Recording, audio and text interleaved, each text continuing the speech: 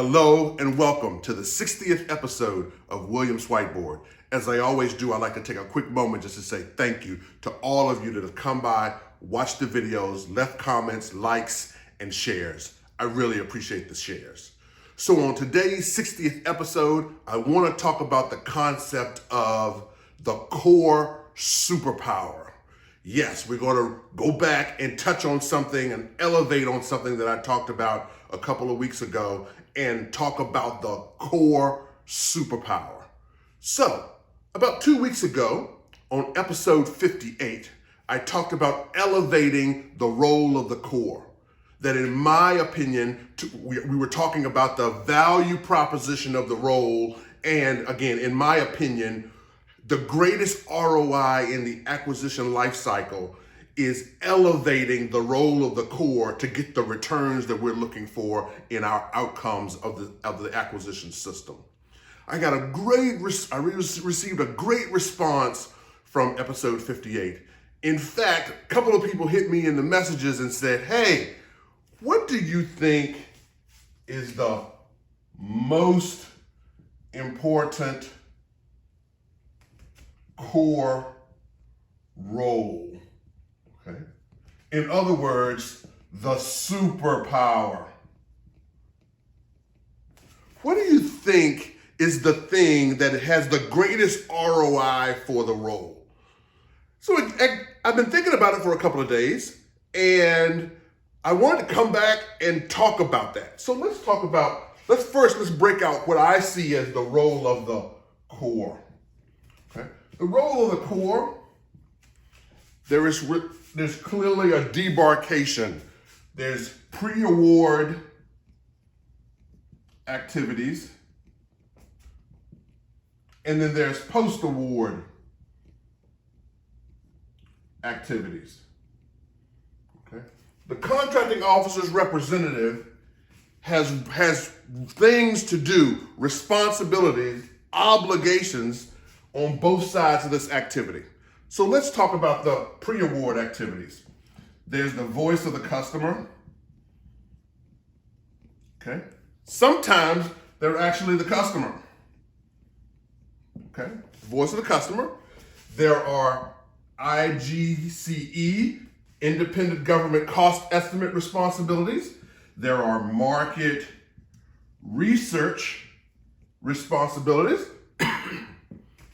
There's also vetting of the intel. When we get market research, when we get things back from industry, there's some vetting of the intel that's required, okay? There's the maturity of the requirements, okay? The maturing of the requirements. Once we get the intel, now we go back and evolve the requirements. There are source selection support responsibilities, okay? And this is all of what I call the sexy stuff. All the pre-award activity is all of the sexy stuff. These are the things COR is responsible for. Now let's go over to this post-award activities. First thing, contract compliance. Okay. COR has a role in contract compliance, truly being the eyes and ears of the CO. Okay. Contract compliance. There's also a comms channel responsibility. Okay. Have to be the communication channel between industry and the government and contracting officer. There's a comms channel responsibility there. Okay. Here's one that I think a lot of people may miss is the contract interpreter. Okay. The contract interpreter. We know there's a difference between what the contract says and what it means. Okay. Contract interpreter. In my opinion, we still haven't gotten to the superpower. The superpower is the keeper of the yardstick. Okay?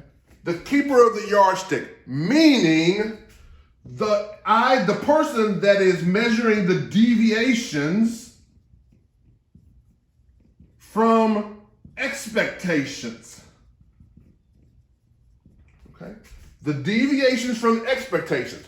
We know we have contract expectations. Who's measuring up or down whether the expectations are being met?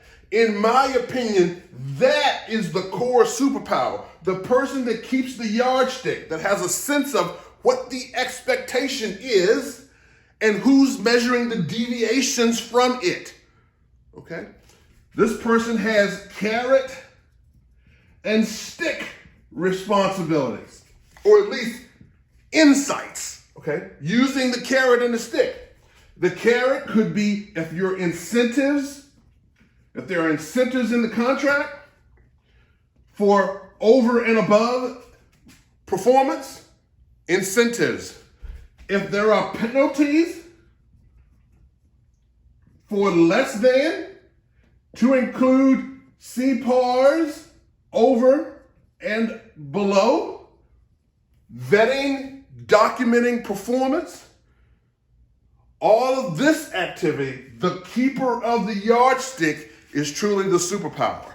When you find the contracting officer's representative that understands the pre-award activity, knows there are some post-award things to do, but really understands that they are the keeper of the yardstick to measure deviations from the expectations of the contract agreement, from the business agreement, that's where the superpower lives. And that's where the value is unlocked. The person that can do this, okay, the core that can do this is the individual that pushes the ROI of the business agreement, because they have the ability to see early where carrot or stick is necessary, okay, symbolically, to push the incentives and realize them, or to identify shortcomings and deal with them in the manners in which the contract allows. This is William Randolph, and this is the core superpower. Give me some thoughts on this. You think there's some other superpowers that may be useful, or may be the one that unlocks the ROI? Thank you so very much for your time. And then, as I always say, when you're chewing on a problem and you don't know what to do, grab a whiteboard and a couple markers and get after it. All the best. Be well.